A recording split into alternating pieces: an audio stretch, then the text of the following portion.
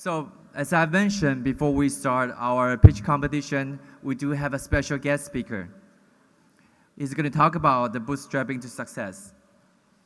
I'm very excited to introduce you to our next speaker who will be the kicking off things to our first pitch call, pitch competition.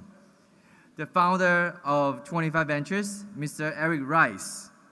Mr. Rice is a very definition of a serial entrepreneur, having founded 10 startups of his own and co-piloted 80-plus startups.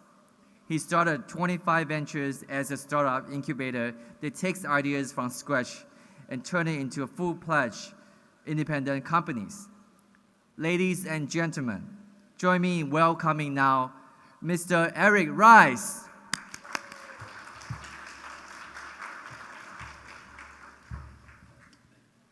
Hi, everybody. Give everybody a chance to settle in. You guys mind if I move around? All right, I got 3 no's. Awesome. That is a yes.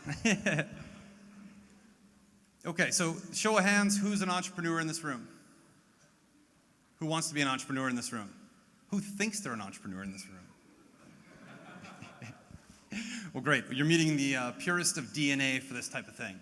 So what I'm here to talk about, I do a lot of different stuff. To kind of summarize what I do on a daily basis. I spot problems. I'm a professional problem solver. This is what I do. I deal with puzzles. One of the puzzles I wanted to solve is how do I utilize my skills in the market to help the market I care the most about, which is the market of early stage entrepreneurs. So we started 25 Ventures, and it is the most unique model you will ever find. It's the only place you'll ever go where we actually make you invest in us to guarantee your results. Sounds strange in the world that we live in, but if you look at problems, this is a big part of a bootstrapping thing. We looked at the problem in the marketplace. The success of startups is actually declining. Went from 89% failure to 91% failure in the last 3 years, which has coincidentally produced the largest 3-year run of capital into early stage companies in the history of mankind. What does that mean? That means that in the marketplace itself, there's a lot of people throwing away money for early stage entrepreneurial education. Yet, the only education you're getting for early stage entrepreneurship is coming from academia. It's not coming from people like me, who actually know how to do deals and meet people. So what we did to solve that problem. Here today, very short period of time before our pitch competition, what I'm gonna run through is the basics of knowing how to bootstrap. Does anyone here not know what bootstrapping means? It's okay to admit. A couple. Okay. Bootstraps is a long definition. I could actually pull it up because I looked it up earlier today, the word-for-word definition. It's important to define the things that you talk about, trust me. In the end, when lawyers get involved, you need to know definitions. Bootstrapping, to get oneself or something into or out of a situation using existing resources. Anyone unclear as to what that means now? Good. So what it means is you have nothing, you want to build something big. How do you do it? It all starts somewhere. Every beach began with a grain of sand, is the old saying. And coincidentally, the saying that I see most often with entrepreneurs is, if I just had capital, if I just had a partner, if I just had a technology, at the end of the day, it's if you just had courage, you could get through those things. And if you just had logic, you would know how to apply your courage. So, bootstrapping is using what you have right now. No investors, no technology, just you. The best entrepreneurs in the world, coincidentally, are generally not the smartest people. We have the lowest grades in school, primarily because instead of studying, we were meeting other people and building relationships. We had a conversation earlier today with some ladies about this, and it rings very, very true. So what I'm going to talk to you today is how to start a company with nothing. And it all comes down to one very, very simple thing, is to ignore your own self-needs and to focus in on how everyone else in the world makes money. If you know how other people make their money, you can then understand what their self-interests are. Being a good bootstrapper does not mean that you're out there hustling and scamming and taking and doing things. It means that you truly understand leverage, game theory, and people. There is no one in the world who's going to give you a pile of money blindly. Investors are getting more savvy. They're not looking for great ideas or even nice people with money. They're looking for credible entrepreneurs who have some traction. Nobody likes to put their money in first into a deal. And a lot of people don't know why that is. I'll explain it to you. If you need, and you've calculated because you're very smart professionals or you've paid someone to do a financial plan for you, you say you need $650,000 to run your company effectively, and I want to invest $200,000. I run the risk of you never raising a penny beyond mine and you running out of money very quickly, and I might as well have taken a match to my check instead of giving it to you. So you have to understand your environment and other people's self-interest. Self-interest of an investor is, I don't want to put too much risk at hand. I want to have a de-risked product. Lower my risk, and I'm in, which means I need to find great bootstrappers. So I can't teach this. This is not something you can teach. The only thing I can do is to tell you how I bootstrap. Is that fair? I love experiential learning. I hate being a lecturer. That's not my job. I couldn't be a teacher. So is that okay? Awesome. So someone give me an idea they're trying to bootstrap right now. You guys are all rich. Holy cow. Wow, you guys, all right, that's it. I'll drop the mic. Anyone, who's startup? Who has a startup right now they're trying to raise money for, they can't raise money? What do you do? Okay, so you're dealing in the pharmaceutical space. Okay, so that's a tough one. Give me another one. I know that space. I deal with CBD, THC, and cannabis businesses all day long, so I understand the space, but it's too hard for most people to grasp. Okay, want to build an app. So if I need to build an app, I need a developer, I need a product person, I need somebody who understands UX, UI, I need marketing money, and I need proof of concept, so I need some early adopters and users, right? I probably also need office space, a couple team members, and somebody to craft a pitch for me. So if I ballparked all in my head on a very basic app, I'm still looking about $150,000, right? No matter what. So the first thing I look at is people. I want to get a team member. Most people, when they bootstrap, look for whoever the hell they can get, right? That's whoever will work for me. It's a horrible model. I've done it. It's not a good idea. What I look for is I look for the most qualified person in my network, the guy who knows how to build an app, right? First, I'm building an app. I need an app developer. And I look for them, and I try to determine what their self-interest is. App developers generally get paid money to build apps. Very simple process. So what I do is I try to take their self-interest and I try to leverage it for my own self-interest. So what I do is I go to a developer and I say, listen, I want you to develop and code my app, and I can't pay you, but tell me how much your pricing is for a traditional app. So it sounds strange, but as a bootstrapper, you're better off trying to find out all of your other friends that are trying to develop an app who may have money. Because I can tell him, hey, I'll bring your team 3 apps at $15,000 each, and then we build in time for you to work on mine. Because what I just did was I just saved you $5,000 or $6,000 in marketing money to get new clients, so now I should have $5,000 or $6,000 in developer credit, right? Stage 1. Stage 2, I need a business partner. I need somebody who has a marketing mind, who can help me take this idea and explain it to the rest of the world. And I have a company, inside of my company, I have a team, including myself, who creates pitches, and we have an ongoing challenge. If you can sit down for an hour and stump me on your business, I'll pay you to do your deck. I will, with any of you. But if I miss, if I win, you pay double. No one takes me on the bet, right? Why would you? But in essence, what I do is I look for somebody like this who's great at taking my concept and making it logical and linear. People who do that are fairly expensive, talking $3,000 or $4,000. So, same thing. Their self-interest, what do? They charge money to make decks, to create pitches. So I find them 4 or 5 more customers, and I bring them to them, and I build in credit with each one of these developers, pitch makers, pitch creators. Now I've got to have some hosting, right? So I'm building an app, I've got to have hosting and technology, and I'll go to AWS. I'll look for the local AWS sales rep, and I'll do the exact same thing. Sounds redundant. But what I can tell you in life as an entrepreneur is that you cannot really ever truly trust people. You can trust their own self-interest. And if you become a power player in their self-interest, then you have established human credit. Now, the trick of the game is getting them to actually do the work for you, right? That's the key. Anyone can do a deal, anyone can send in business, anyone can have a credit. The way to actually build it in and get your credit is simply doing what you're gonna have to do as an entrepreneur anyway. By the way, at this stage, bootstrapping, the first thing I did was know I have an app and I have an idea and I want to get it done and I don't want money or I don't need money or I don't have money, so I've got to make it work. So you learn the most crucial element of being an entrepreneur. You can build something out of nothing. You built in a developer credit by going out and doing the most fundamental practice in business, sales. It's easy. It's very easy. As long as you know what everyone does for a living, you know what they need for a living.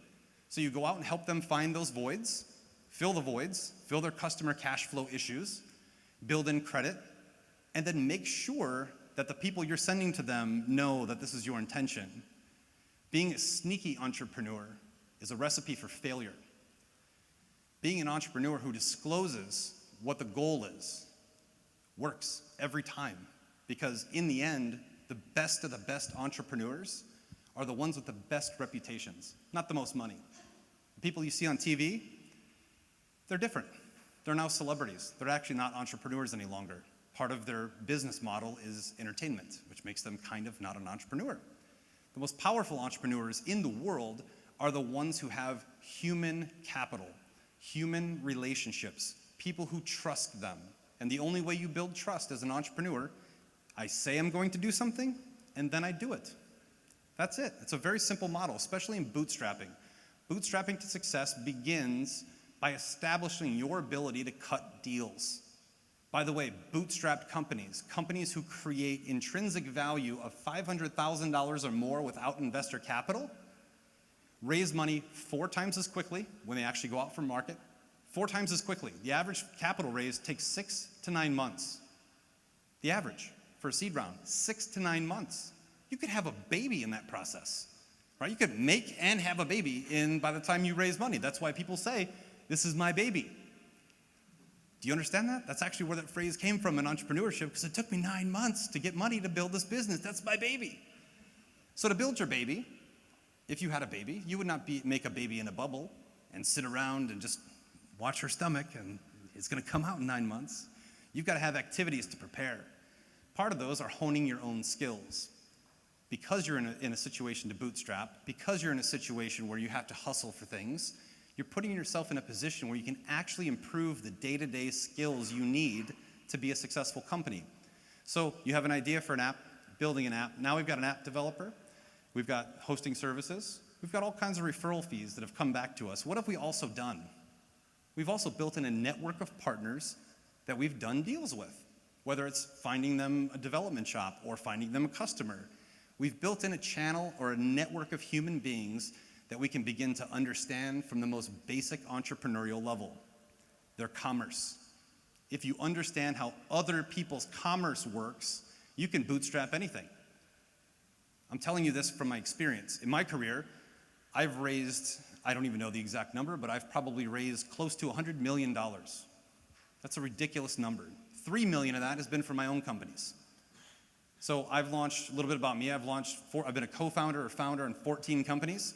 I've exited, I don't even know exactly, more than 10 times. Let's just safely say that. So I've exited 10 times, been a part of exiting teams 10 times. I've invested in 30 companies or so. I've advised or consulted in at least 70 or 80 companies. I've been a part of 100 startups in my career. I'm 39 years old. I've been a part of 100 companies. I should look like I'm 76 years old at this point in time, but I still remain young and vibrant because this stuff's fun. More importantly, it's fun because I continually hone my skills. I bootstrap everything. Do the math. 14 companies, I've raised $3 million. 1.9 of that was for a company I just exited on. So I rarely raise money for my companies. And I know this stuff like the back of my hand, and the only way I'm successful at this is because I understand how commerce works. I understand how other people's businesses work, not just my own. More importantly, I'm a trusted resource for other entrepreneurs. You want something from me, and anyone in this room, you want something from me, conversation or question, you have all of my time. I spend my life building relationships, which is the best way to do business. But I spend my entire life that way. Now, if you want something from me, if you want customers or you want money or you want anything like that, there's 2 ways we can go. I can charge you for it, which is a traditional model. By the way, your entrepreneurs pay each other. Stop trying to do stuff for free because you all end up broke. Bootstrapping cannot occur. If you got $100, pay them $100 to build a website. At least you paid them something, you built credibility, you've established yourself as someone who understands the game. Bootstrapping is a game. Entrepreneurship is a game. So as an entrepreneur, when you look back at situations and say, wow, how does this guy make companies that like even Google, I've taken money from Google once and I've turned them down twice. You have to remember when you raise money, you're basically trying to say, I want to be self-employed and be free and create my own stuff, and then someone gives you a check and guess what they are? They're your boss.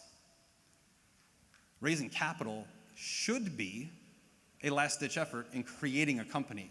It's a necessity in growing a company, but creating it should be last-ditch effort. So the first thing you got to do, assess your environment, find out where the places are where you really understand how people make money, help them make some money, as long as there's a backlash to you, right? So if you want something from me, feel free to come to me. Eric, I want this. I'll figure out how we trade. And the way that you'll be held accountable is my reputation, my contacts. You do good by me, everyone will know you do good by me. And you won't have to worry about a whole lot. That's a promise. You do bad by me, you might have to move to South Dakota. It's just the way it works. You've got to build in that type of reputation for yourself. So if you're a bootstrapper, you're an entrepreneur, honestly, peel back. If you don't have the capital and you're out raising money, first of all, if you're out raising money for more than 6 months and you don't have one check, you either don't have the right idea for this period in time, or you have a really incorrect or long pitch. You know, Albert Einstein said it best when he said, if you have to explain it in detail, you don't know it well enough. If you can't explain it simply, you don't know it well enough. You really have to have a great pitch to interest investors. But until that point, you're all business people with nothing sitting there. So my last business, we got an office space. We got our first version of our technology out the door, published on markets. We got our first 5,000 users onto that platform. We got our first 17 earned media appearances, and we spent $94. $94 to get all that done is because during that time frame, while we were negotiating with our developer, negotiating with PR people, we were sending them business. We were doing what an entrepreneur does best. We were recruiting. All of you want to be an entrepreneur? Learn how to recruit. It's the only job you have. You are not possibly smart enough to solve all the world's problems. You are not capable of spending 39 hours in a day. Whoever can invent that 39-hour day will be the richest person in the world. Until then, you only have 24 hours just like every other human, and you have lives. Make sure during a bootstrap process you have some sort of transactional business or a job during the day that's going to pay your bills, because there's nothing worse than the entrepreneur who has no money trying to raise money. You can smell it on them, and it's just a bad situation for everyone. Make sure that your basic needs are taken care of with some form of income. So take what you're trying to do, grand scale, what you're trying to commoditize, and do it for people individually for a fee. Do it well. Do it quick. Do it 4 hours a day so that you span out the rest of your day to bootstrap. Bootstrapping is the best possible scenario for a young entrepreneur. It's the only, you don't have a business yet, you don't have a product yet, you don't have customers yet, you don't have employees yet, you don't have investors yet. All you have is time to grow. If you're using that effectively and properly, you're using your time to go out and meet people, business people, people you can do deals with, which means that you need to uncover how they're making money. And then if you can help them make money, you can build in goodwill. This is not groundbreaking stuff, but I can tell you right now, this is the only possible way to bootstrap that works. You can read all the stuff online, because you could read 50 blogs right now about bootstrapping, and 48 of them will say the exact same thing. None of them will tell you this. While you're bootstrapping, you need to learn how to be an employee for many, many people and bring them deals. Period. You build credit. Then no one really is going to help you in business. Like, there are a few people that help you. Like, let's look at incubator models. We talked about failure in the beginning. Failure rates are going up because people are giving money to early stage entrepreneurs who have primarily really not gone through this exercise. They've not gone out and been a salesperson or a deal finder or a sourcer for anything.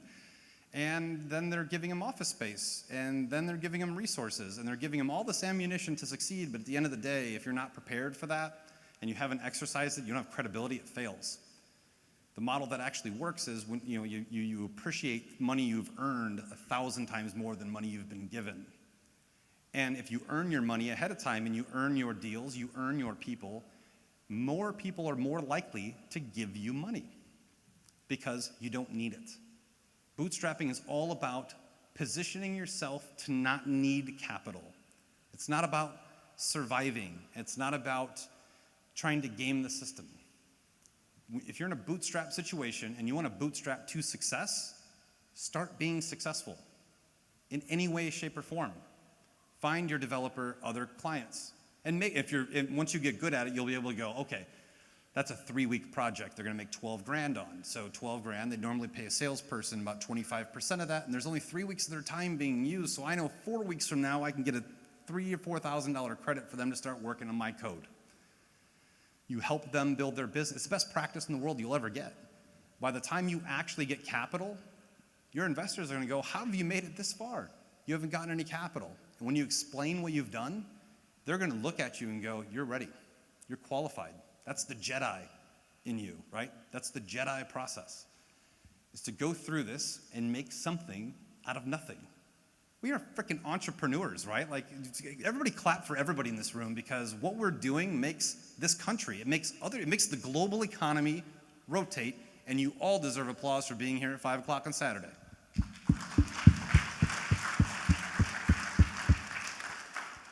Being as such, since we're here, I've been thinking about this presentation, because I normally do presentations on pitch. So I'm going to give you some information on how to make your ideas simple, okay? Make this as beneficial as possible, but I will be here. You have my kids already know Dad's probably not going to be home today. It's fine. I block in time with them every day, so I can do things like this. I will be here as long as you possibly need me to answer any real questions specifically about you and what you should do, okay? That's a deal between you and I. My life's built on my reputation. I will follow through. So in the pitch process, so bootstrapping it really becomes down to understand people, understand their self-interest, feed their self-interest so they feed yours, right? It's reciprocation. It's the oldest model in human nature that actually works. But while you're doing this, you need to be able to explain why. Why is the one missing piece of the puzzle in almost every American business. People come to work, they're told what to do, when to do it, and how to do it. They're rarely told why they're doing what they're doing. If they knew why they were doing what they were doing, operational models wouldn't have the same problem that we have today. Our company, everyone knows why. All the other companies we work with know why. If everyone understands why, we all solve problems a hell of a lot faster. It's a really strange mathematical equation. So if you're going to do this and you're going to go to a developer, you're going to go to him and say, I'm going to bring you 3 customers, and here's why. He's going to say, cool, what do I have to work on, right? If you bring me 3 customers, I will work on your app. What's the app? That's where most entrepreneurs stumble, because they take 35 minutes to explain what it is, and the human being only has about 19 seconds before they say, I want to listen to another minute. That's it. You need to be able to explain very succinctly, very quickly who you are, what you do, and why it's important to them. That's all people care about. Now, explaining who you are is a brief synopsis. I'll give you an example. My name's Eric Rice. I was born in Chicago, became a professional baseball player, after which I was recruited into the financial sector. I've traded on floors. I've managed a few $100 million.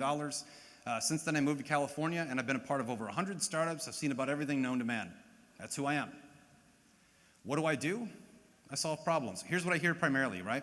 So your app. Let's just imaginarily say your app is it's an Uber for cat food, right? Like, I'm missing cat food and I need an Uber, you bring me cat food, right? Cat food on demand.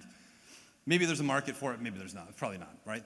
But if I explain that to someone and I say, well, I ask entrepreneurs, what do you do? They say, well, we use geo-targeted location software to be able to identify where people are at the exact moment when their pets run out of food. When their pets run out of food, they simply push a button, go to our app, and it triggers an entire ecosystem of drivers who are alerted that this person at 1472 Main Street needs a bag of cat food. When I could have just said, we're building the Uber for cat food, right? Because I need to describe what I do, not how I do it. Listen to your own pitches when you go home tonight, record them. We all have a free voice recorder on our phones. Go home and pitch yourself in the mirror. Pitch yourself.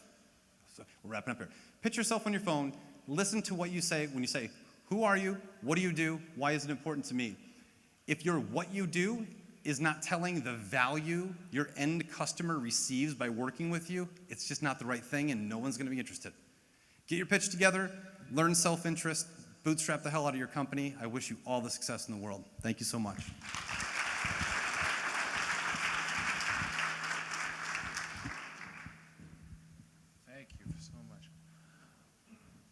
Thank you, Eric, for that wonderful presentation. Let's give him a round of applause, please. Well, ladies and gentlemen, you made it. This is the final session of the day for the inaugural Taiwan U.S. Investment Conference. How do you feel? Still a little bit weak. I think we could be a little worse. How do you feel about today's wonderful programming? That's what I'm talking about. Okay, at this time, I'd like to please ask all of our pitch teams to please come forward and fill the seats up here so that we can get you the stage easier. Also, please, I'd like to invite all of our esteemed judges. Please be seated. Now, while everyone moves forward, I like to take this time to kind of explain Pitch.co, the very first pitch competition for our Taiwanese Americans students. Now, this idea came about because we wanted to provide a platform for students and Taiwanese Americans and anybody who has an idea to have the support financially and both in mentorship to help further develop their ideas and to bring them success. So we are very, very proud to be presenting to you today 10 teams selected from 30 submissions, 10 finalists who are here. And actually, I think we should give them a round of applause because they are the 10 finalists. All right, so of these 10 finalists, we will select one winner from their pitch who will receive a round trip ticket sponsored by EVA Airlines. All right, round trip ticket to anywhere in the world. So, let's get into the rules of how this works. Every single team will have 3 minutes to do their pitch. I know, that'd be a really long pitch. 3 minutes to do their pitch and a 5-minute Q&A afterwards with our esteemed panelists. And during the 3 minutes, we're gonna have 2 portions where we're gonna notify them that time is almost up. At 30 seconds, they're gonna hear 1 ding. And at 15 seconds, they're gonna hear 2 dings. And when they're out of time, we're just go ahead. All right? So everyone got the rules right, okay? Okay, and then before we begin, then I'd like to introduce you all to our judging panel today. From 25 Ventures, you just heard from him. He is the founder and CEO and a wonderful speaker, Mr. Eric Rice. From Coinx Venture, the CSO, Mr. Owen Wu. From Wild Horse Lab, the founder, Mr. Michael Miller. From K5 Venture, the EIR, Miss Donna Lee. From Pasadena Angels, Mr. John Sweet. And from UCI Blackstone Launchpad, Mr. David Ochi.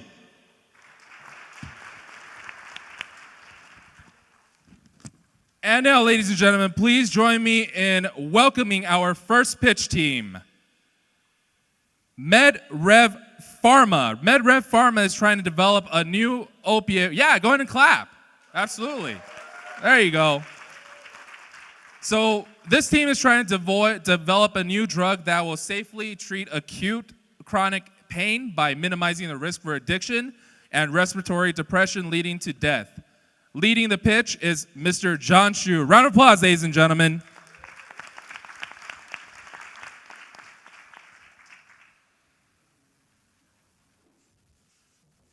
Thank you. Hi, everyone. Can you hear me okay? I'm a doctor, actually. My name is Dr. John Su, and my company, MedRev Pharma, is trying to develop a safe opioid that could save thousands of lives. In 2014, there were 30,000 people who died, actually 29,647 people who died from narcotic overdoses, and Prince wasn't counted as one of those, okay? Narcotics cause respiratory depression, addiction, and death. 2.5 million people are addicted to pain meds. 29,000 people, as I said, die. That works out to be 50 people a day. The government hasn't put out a solution yet. They put out a solution by saying that we should limit opioids. Well, that caused people to go to heroin. Heroin's cheaper, easier to obtain. The death rate from heroin overdoses is multiplied by a factor of 4. Big Pharma has changed that as well. They changed the opioid formulation. They've been doing it for 50 years. In the last 10 years, opioid overdoses have increased by a factor of 4. Okay? The Med-Rev Pharma combination is reverse engineering the problem. Most people think that opioids are the root of the problem because everyone knows they stop breathing. But what if you take the breathing as the problem? So what I did is I actually put together the drug, used a 3D printer, and printed the drug. It's an opioid and a stimulant. So that means you're pain-free and you can still breathe. That's the best of both worlds. You're happy and you're alive. Okay? The solution is already vetted and it's already proof of concept in the IV formulation. I've been using it for 30 years. The only problem is the oral formulation hasn't been vetted, and that's where I come in. As Med-Rev Pharma, I am putting together the oral proof of concept. No one's done this before. There are other competitors, but they're all trying to do what's called mu receptor modulation. Okay? The opioid drugs are generic, which means that the FDA process is going to be fairly rapid. It's going to be fast-tracked. It is generic. So that means that because it's fast-tracked, it should go through the FDA fairly quickly. The nice thing about this is that the opioid formulation and the oral formulation of my drug is actually already being used in Europe and Asia. It's used in opioid formulations for veterinary medicine as well.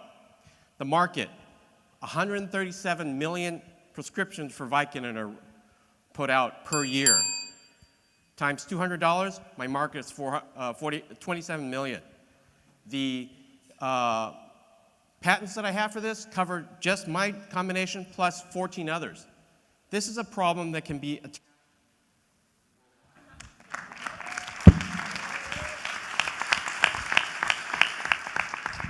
missed it by one word. Okay, and now we're going to head into the Q&A. Judges, you have the mics in front of you. Please go ahead and ask any questions you have. We have 5 minutes. Sure. Thank you for your presentation. I'm curious to know what competition you're up against. There's 2 companies at this point. Both companies have their indication for sleep apnea. No one has ever put the 2 drugs together as a combination pill. Taking the 3D printer, I printed it as a matrix so they can't be separated. Addicts will take the pill that makes you feel good, but won't take the pill that takes away the good feeling. So there's 2 companies out there, but they're using a different drug. Those 2 drugs have multiple complications. My drug has been out there for 40 years. It's used in neonates in Europe and in Asia.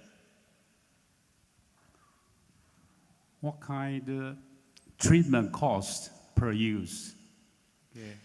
I would cost it at the same price as Vicodin generic, $200, because by multiplying it by the same cost as generic Vicodin, that means that there's quick adoption, first to market. Doctors, when I write a prescription, I don't want to think too much. I just want to write what works. And if it's the same price as everything else, it's a win-win. Win for the patient, win for me, win for insurance companies. But it will be difficult to convert the current treatment to your new solutions, right? If you have the no price incentive. There's no really a price incentive, there's a safety incentive. Vicodin is my drug that I'm going to counter with, and it has a respiratory stimulant. So if I price it the same thing, they're going to write for Vicodin. My drug has Vicodin in it already. I just have an additional safety factor. Why would anyone write for Vicodin without the safety factor when I have a safety factor for the same price? How much are you trying to raise currently? At this point, I'm preclinical. The first round is 10 to 12 million for clinical, phase 1. Phase 2 is 25 million. Phase 3, if I ever get there, or I sell this company, is $100 million, I think. Have you identified marketing partners in this space? Because that is going to be, you have to educate a market on why this is safer And still same cost. Have you identified marketing partners and R&D facilities in the U.S.? I have 6 PhDs, 2 MBAs, an investment banker, and a lab that I'm working with now. So all the things I've already vetted out, I'm just waiting for the study to be completed. How long will it take, the study? How long is the study anticipated to take? 4 days. And then the FDA, my preclinical meeting with the FDA is in September. Interesting. It's a fast-track 5052B application. Now, don't forget, though, when I said my patent covers this combination, but it also covers, There's a patent? it's patented. Why did you not let us know that? Sorry? Why did you not let us know that? Oh, I did. I did say it is patented. This is patented, plus it's patented with the respiratory stimulant, plus 14 other commonly prescribed narcotics in the country, plus patented with the benzodiazepine, plus the barbiturates. So when I said $27 billion, this could be multiplied by a factor of, say, 20. And then if I add it worldwide, because I come from Taiwan, and my brother-in-law practices in Taiwan, this problem of opioid abuse transcends to Asia, Europe, Russia. This is a worldwide save everyone. This is why I'm in this business.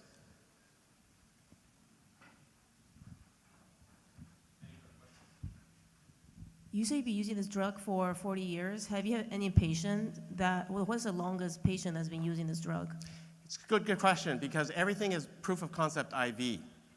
So everything is IV. Nothing has been oral yet. In Europe, they've been using this drug on neonates, little babies, a couple days old. They've been using it for about 40 years. They use it for 4 to 6 weeks.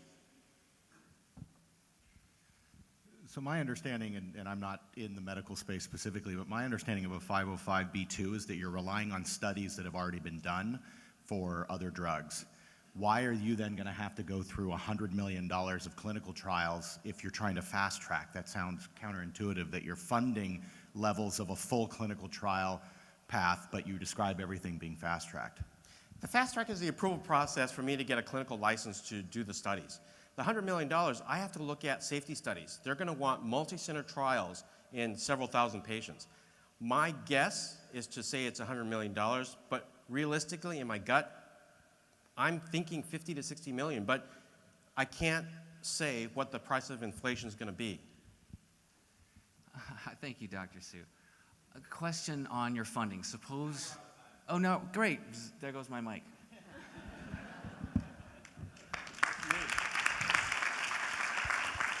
Thank you, Dr. Su.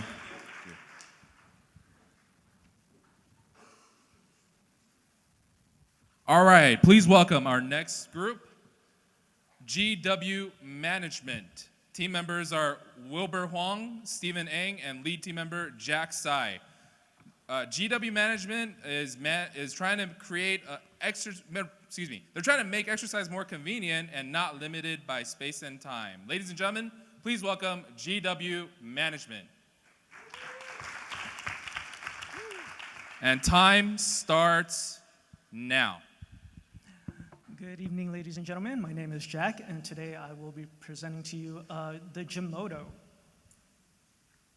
So the problem that we're trying to solve is that we find maintaining an exercise routine is difficult for many people.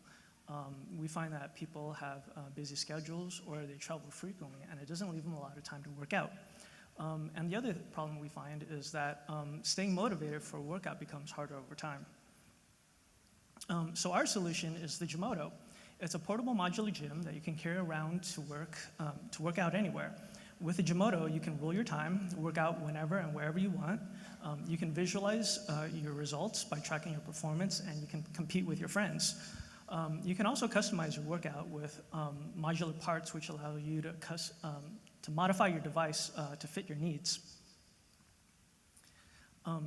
So this is a Gimoto. You can carry it around by wearing it like a backpack. And it fits onto most chairs. So in order to use it, you just take it off, slip it onto the back of a chair, strap it in, and you're ready to go. So how you use this is you unfold the arms, and you move the arms up and down for various exercises. With a Gimoto, You can target various muscle groups, and how you swivel the arms up and down allows you to do different exercises. And there's hundreds of different exercises that you can do with the Jimoto. And the great thing about it is that you have modular parts on the Jimoto. So if you want to switch up your exercise, you can swap out the parts. And there's also like a VR component that we're planning to add. So with the Jimoto, you can also work out in virtual reality. So you stay motivated by playing video games. And with the video games, they help you focus on different workout routines so you can target different muscle groups as you're working out. And you stay motivated by leveling up and upgrading your character as you work out, so it gives you like a reason to work out every day and, to target different muscle groups. And again, the great thing about the Jimoto is that you can sync it with apps on a mobile device, and with it, you can keep track of your stats, compete with your friends, and you can also visualize your results. So the annual revenue, okay. So we're hoping to generate $3 million annually with Jimoto. So, well, thank you very much.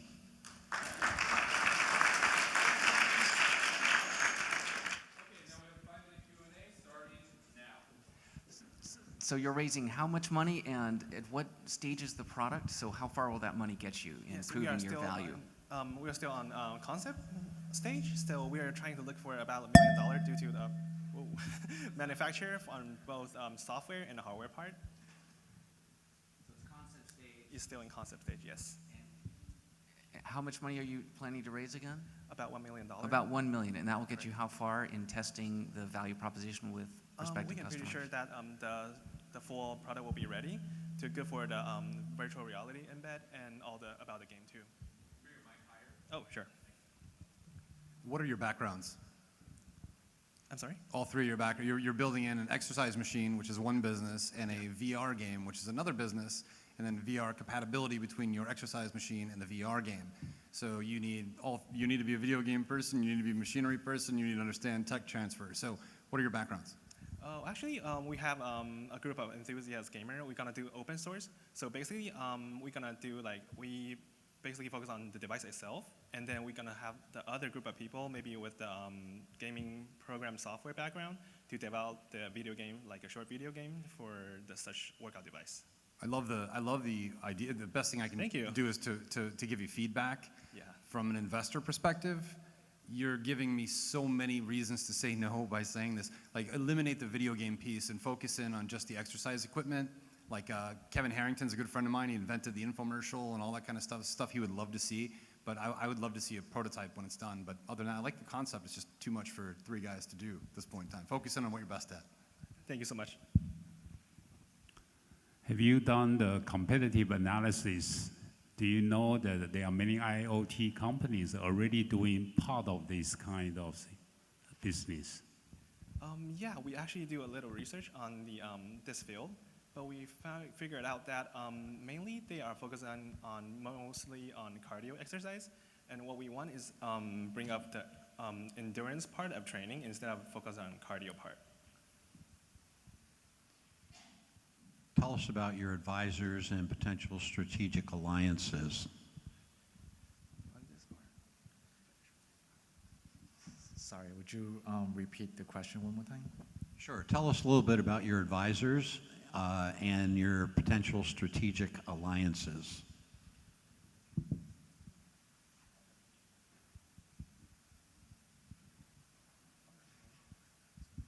Well, currently, we're looking for advisors at the moment.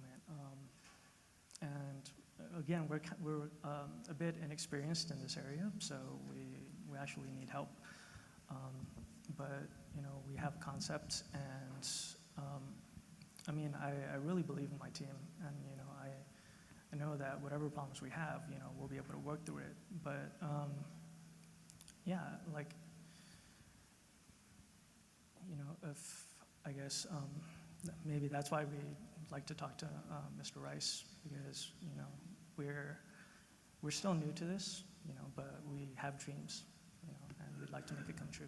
So that actually leads well into my question, which is what is the persona of your target customer? I mean, you mentioned there's, tons of people who want to work out but can't for a variety of reasons. But to enter a market, you can't blanket everybody, especially on limited resources like entrepreneurs, right? Who's that perfect killer customer that would say, oh my gosh, I want one of these, can I pre-buy one, can I have the prototype? Who is that? Is it business travelers? Is it college students? Is it, what is it? Housewives? What's that persona of the right perfect customer for this? The right perfect customer. Okay. I guess originally when I came up with this idea, I wanted it to be for people that were traveling to work, and they didn't have time to work out throughout the entire day because of busy schedules. So I would say maybe people in the office. Because it's something that you can carry with you, just plop it onto the back of a chair and then, just work out when you have free time. So then I would recommend, if you haven't already, go talk to 500 of those people. Okay. Find out why they don't work out, what part of their day would they want to work out. It's, would their chair be compatible? What problem might it run into with particular chairs? I mean, whatever those little details are, those are the things that will end up tripping you up when you actually go to market. And your customer will likely guide that product to where you want it to go, even if that's not in your current vision. Your goal is not to get your product to market, it's to get the customer's product to market so that they buy it from you. Okay, thank you.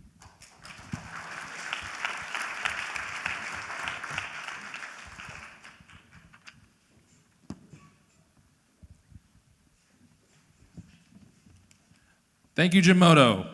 Our next team is Prism Labs. They're trying to create the world's first tabletop game console. Team members are Jimmy Chen and Kylene Chen. Let's give them a warm round of applause. And time starts now. I want to tell you guys a story. Now, when I was a wee little kid in high school, when I was about 17 years old, Microsoft came out with the Surface Table. And this was the future of computing. And I wanted one. But I didn't have enough lunch money. And I told myself, one day, I'm going to build myself one of these. So 10 years later, got my college degree, started a couple of businesses. I want to show you what I have so far. Can we roll the video?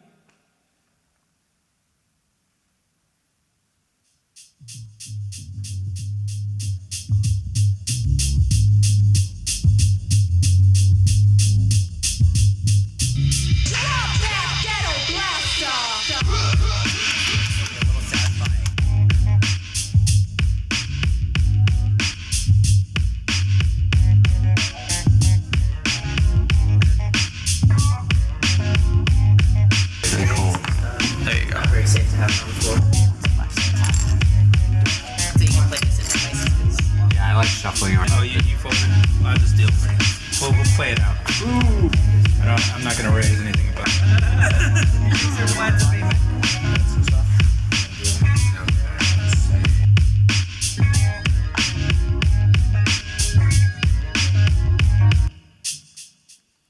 Now, Playtable is the world's first tabletop gaming console.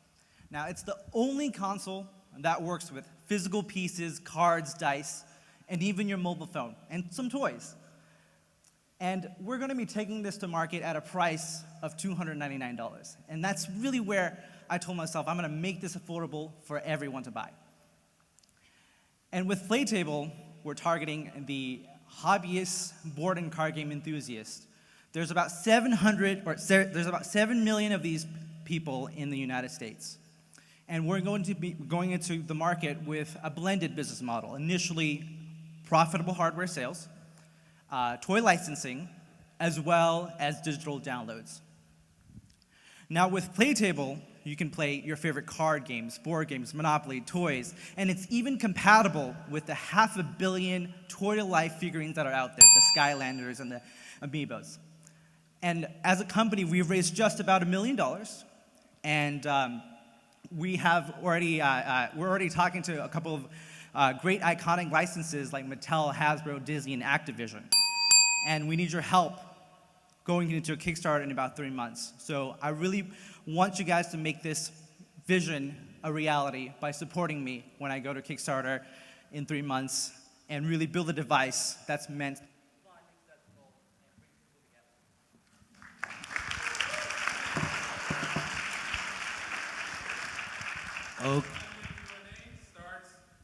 Okay, this is a really interesting product. I think it's really good that you have support from the major brands, so there are licensing fees involved that you pay them, right? Yes. Okay. Your $1 million, how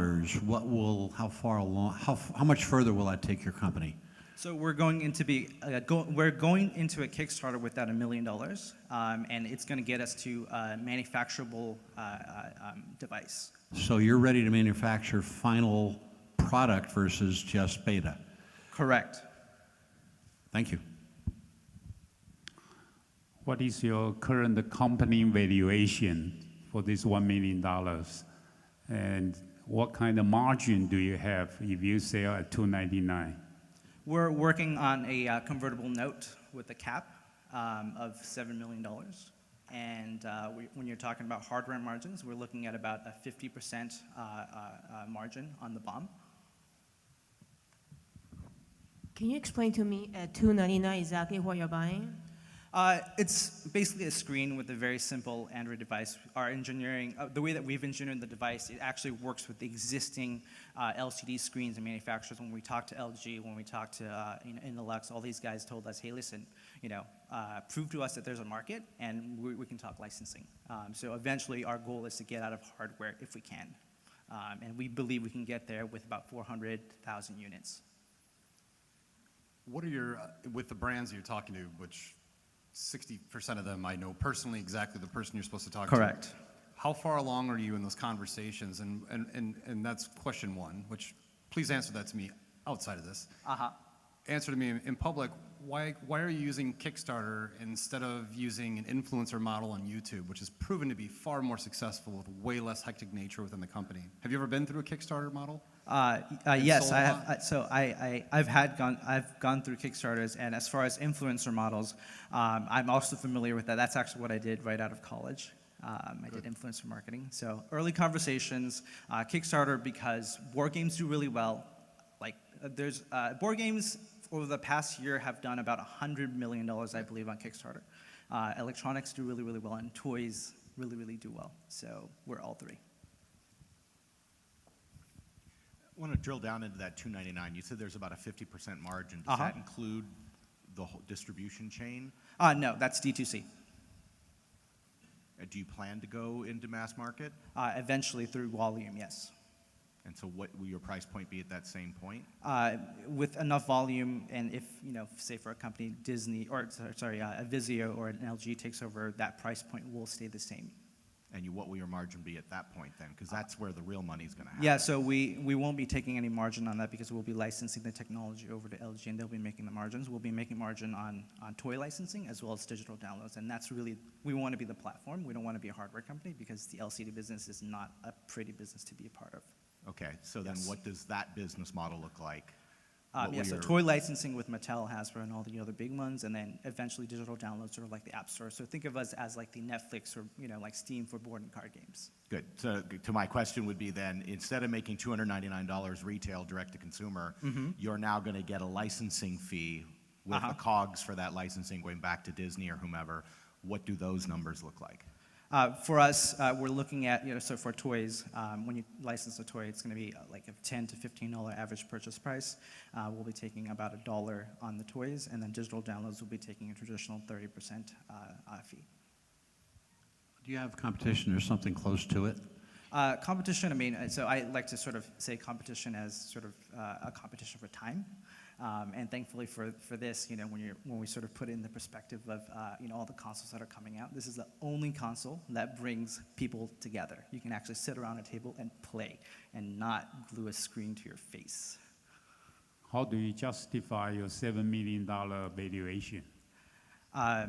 I mean, it's a sort of C-stage company, and that's sort of the average valuation that we've been kind of going through. But we do have 3 patents on this technology, 1 on the hardware and 2 on the software. And so we're the only people that can do something like this currently. Is patent granted or just? Yes, granted. Are you planning to develop a game developer network for your platform? Absolutely. So initially, we'll be sort of having an internal studio, to really port over some of the board and card games. We have an incredible engine that we're working on that can sort of port over board and card games really, really fast, less than $10,000–$15,000. And down the road, as we get bigger and more volume, because game developers, they're interested in, scale and distribution. For them, they want to see a distribution network of, 100,000–200,000 at least.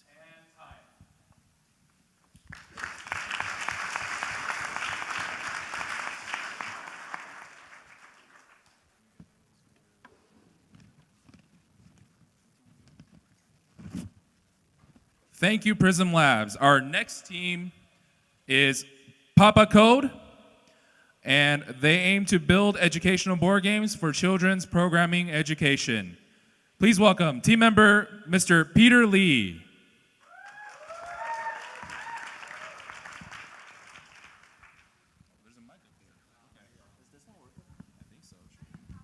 Oh, yeah. And time. Wait, that's not my pitch. Okay. Yeah. Can we have Papa Code's presentation up, please?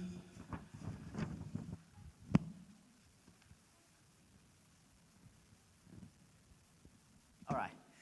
So yeah. And time starts now. All right. Just before I start, I want to show you guys all of this. Like, this message is shown everywhere, right? Everyone has saw this before, that software developer earn more than most of us did. So when I first saw this message, I think myself that I want to connect me with coding as much as possible. So I go online to learn coding myself. Some more aggressive, even go to like coding boot camp. But which leads to my second questions. How long did you last, right? For my roommates, he lasts not even a month. So most of the people give up within just a month or even less. So why is that? It is because that as tempting as the coding sounds to be, it's really hard to master, right? So here we are, Papa Code. We're offering you and your kids right now a new starting of coding education. So let's review the problem. What are those? Those are when you go online to learn coding, you find really little achievement you got. Usually you spend tons and tons of hours to come up just with a hello world.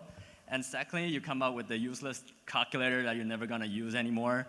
And then you don't have any foundation back then when you were young. Your brain is not wired that way. You're wired to learn English, Chinese, but not coding logic. So as you grow up, older and older, your learning rate just go like lower and lower. So here's our solution. Our solution is to target kids around age 7 to 12.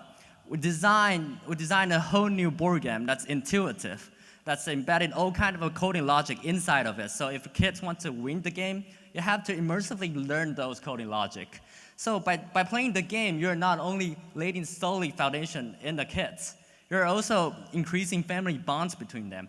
And well, most important of all is that kids learn so fast. So like people like to say you have to think outside of box, but when you're a kid, you don't have any box.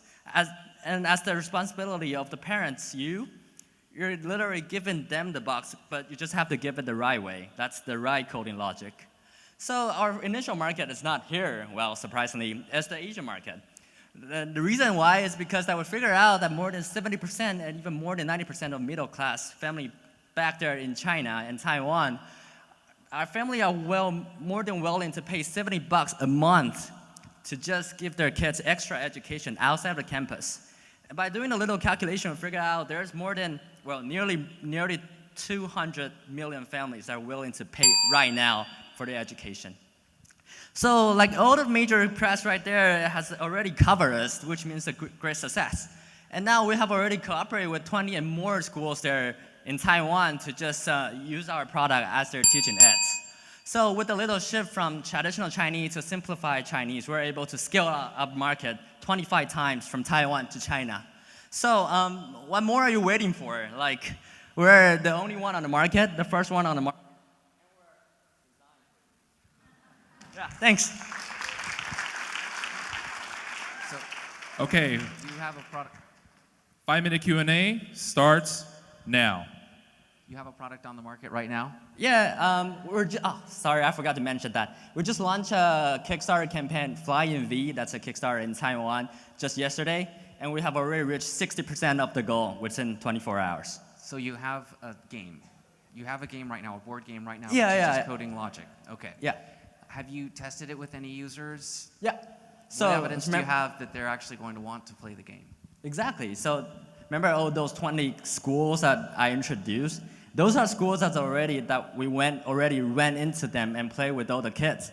And not even the kids, but also the teacher, because we know that schools provide a sense of credit to parents, right?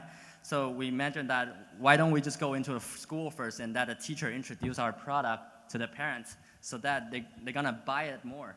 Yeah.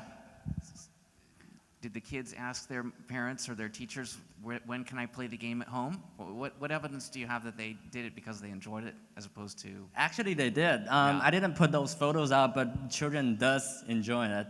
Yeah. So do you collect money from those users now? Collect? Not yet. So So it's all a those free- 20 free schools, to we're just use? cooperating with them. How much do you plan to collect? Right now, it's 10,000. Just 10,000. It's not a big deal, I know, but at this stage, we just want to get as much exposure as we can, and then to really fulfill our prototype and go into the mass production. So are you looking for any investment? Yeah, like $10,000 right now for seeding. $10,000 for how much equity? Equity? Well, you have to ask our CEO. Yeah. Wait,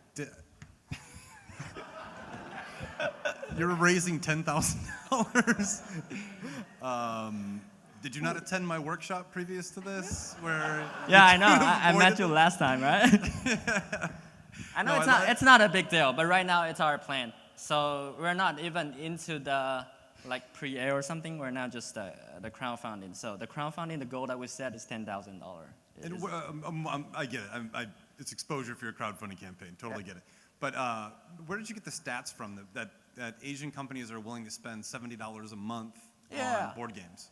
Oh, it's been shown through more than one study, more than a couple studies. And as far as I'm concerned, my dad spent much like $100 a month for my extra education outside of class per month. That's, in Asia we have this term called cram school. That's school outside the normal school, and most of students just attend it after school. So that's an investment that parents invest in their child in China, in Taiwan, China, Chinese. Interesting. Yeah. Thank you. So one of the things that leads to is the question that mixes these 2 points, right, from John about whether or not kids like it, and then ultimately, will people actually pay the money for it? Is there evidence of that? Because what you're saying is people are already paying that money, which means now you just opened up yourself to a world of competitors that are already entrenched that want them to keep doing whatever they're doing now, going to after-school programs, doing English education, whatever it is.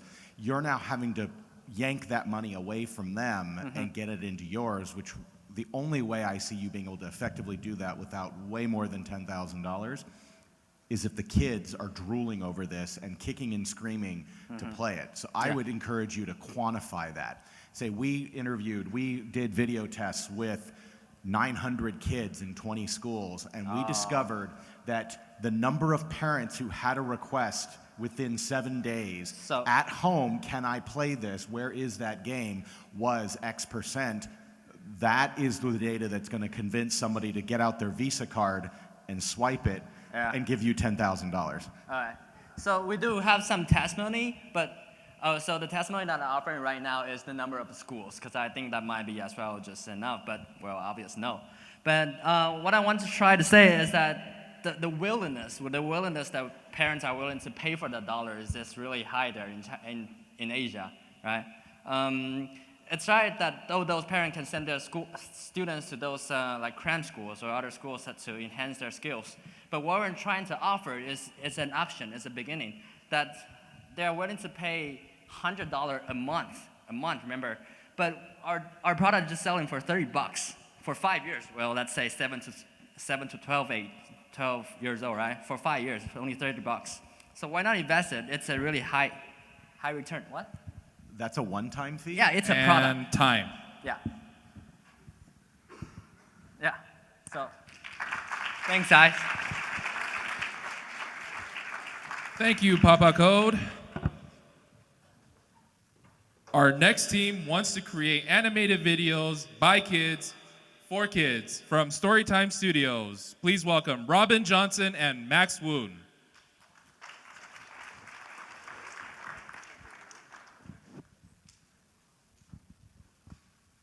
And time starts now. Hi everyone, my name is Robin Johnson, co-founder and CEO of Skit. We do social storytelling, and it's my pleasure to introduce you to this platform. It all started one day down at the beach in Santa Monica, where my co-founder and I were trying to figure out how do we combine our backgrounds. Max is from X-Fire, where it's a community of gamers that was sold to MTV back in 2006. He was about messaging and getting them the connective tissue together. And I worked from Electronic Arts, did first-person shooters, worked with DreamWorks. It was all about cinematics and storytelling. So we were like, how do we combine these two to make 1 + 1 = 10? We ended up turning storytelling into a game. We took all of the creativity, the animation, the beauty of storytelling, and we combined it with the social validation, the likes, the followers, the leaderboards that we all love and long for, and kids love it. In their words, it's the best app ever. In their words, it's like a YouTube for kids. These are some of the comments that we get from all the platforms in the app stores. And it really, especially when they use our own platform to create these videos and tell us, what they love about the platform and what they want to see in the next update. It's very rewarding. But don't take my word for it. Here's a 30-second clip of what Skit is to them. Please play the video. What is Skit? Skit is a fun app where you can make friends. It's an app about creating videos called Skit and making new friends. It's a really fun game that keeps you on going and going, where you can make friends, create, and explore. And I love it so much. It's a really fun app where you can let your imagination flow. Happy skitting! Happy skitting, everybody! Happy skitting! Happy skitting! Thank you very much. We have seen in Skit Kids, cute video, right? We've seen 47% quarter-over-quarter growth in creation, and that's for the past 5 quarters. And our other KPIs have gone double-digit growth as well, everything from followers to views to comments and so on. In fact, this month we'll be celebrating our 10 millionth engagement on the platform, which is something we're very proud of. The revenue model, it's quite simple. Of course, we have in-app purchases. The kids can buy the coolest things for their stories. But what really is unique to us is the product placement. We work with brands. We've worked with Lego, Godzilla, Pacific Rim to place their images into our network and allow the kids to interact and tell stories with the branded content. So Macy's fall clothing lineup, for example, could be in there, and they could dress up and have a good time. And likewise, thousands of these videos get shared very organically. It's a great type of advertising that's a win-win. Some images of that. Skit, of course, is just the beginning. Our interactive video platform will be in Skit School, a collaborative network for students and teachers worldwide. Also, Story World, one of my favorite ones, where we can give kids a voice everywhere in the world to change their towns and networks in the world around them from a philanthropic standpoint. That's a little glimpse of Skit. I'd love to answer.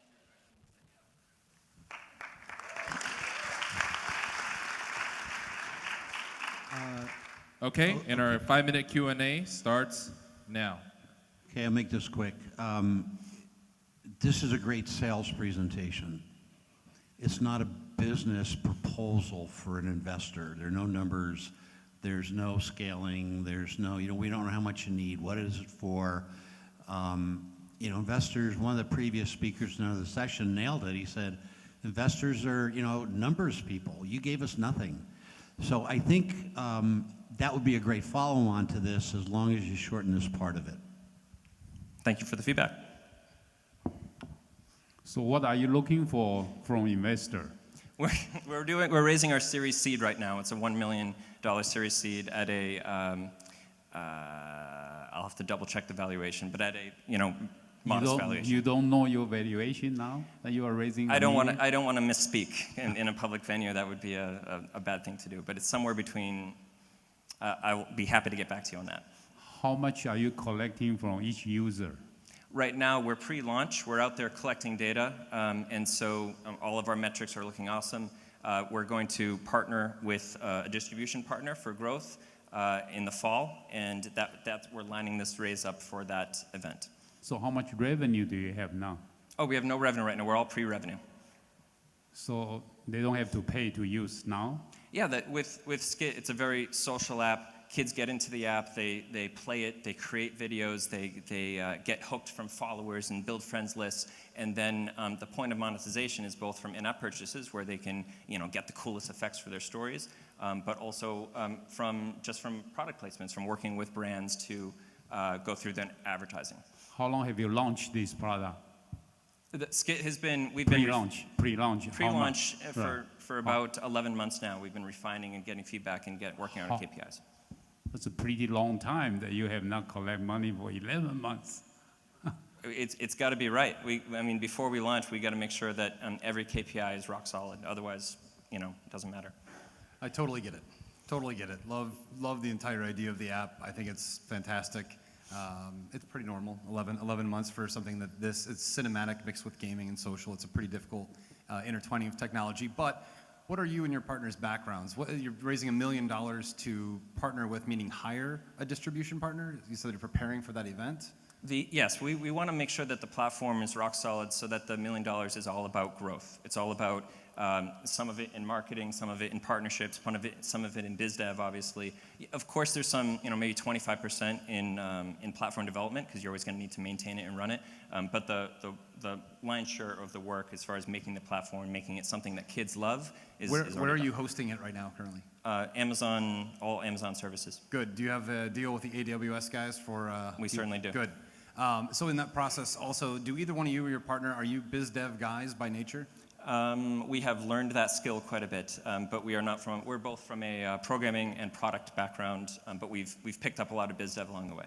Okay, so do you understand the pricing involved using like branded logo? Like, you're both from those backgrounds. EA Sports is a phenomenal shop, but they're not necessarily the training ground for entrepreneurs. They want developers staying there a long time.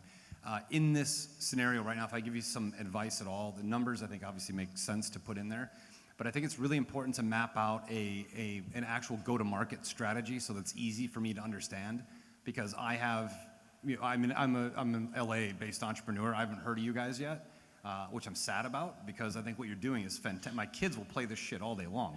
I hope they get it, yes. But they've got to get it in their hand. People have to know it's there. Exactly. It's really important that you work with an internal team. I'd love to talk with you about that, but in your next presentation to an investor, make sure you have a very succinct, systematic go-to-market strategy and a business model that is literally you in the center. These people pay us, we give them that. These people pay us, we give them that. So it's really easy to understand, because I think a lot of investors will be lost in entertainment revenue, which is exceptionally tricky and profitable. So educating your audience, I think, would really help. But I totally get it. I'd love to talk to you afterward. Thank you.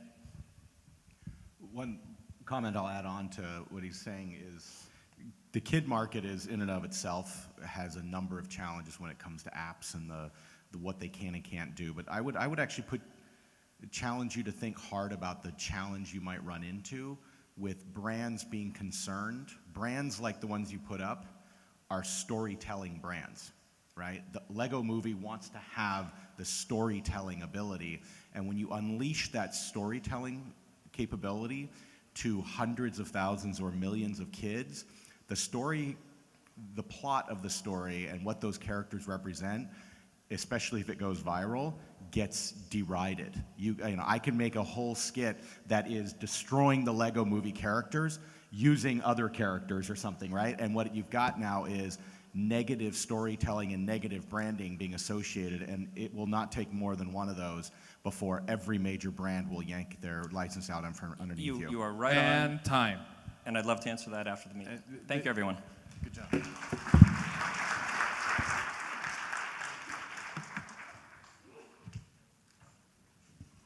Thank you, Storytime Studios. Our next team wants to make matchmaking, wants to bring back a human touch to matchmaking and allow anyone to play matchmaker for or with their friends. Please welcome from Red String Match, Mr. Leon Tsen.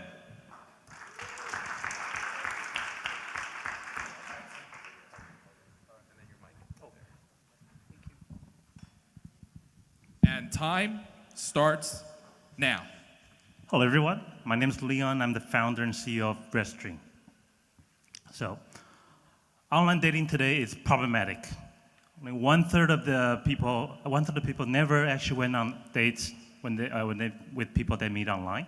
And when they do go out, 57% of the female reported experiencing, feelings of harassment, ranging from a response of once or twice to always.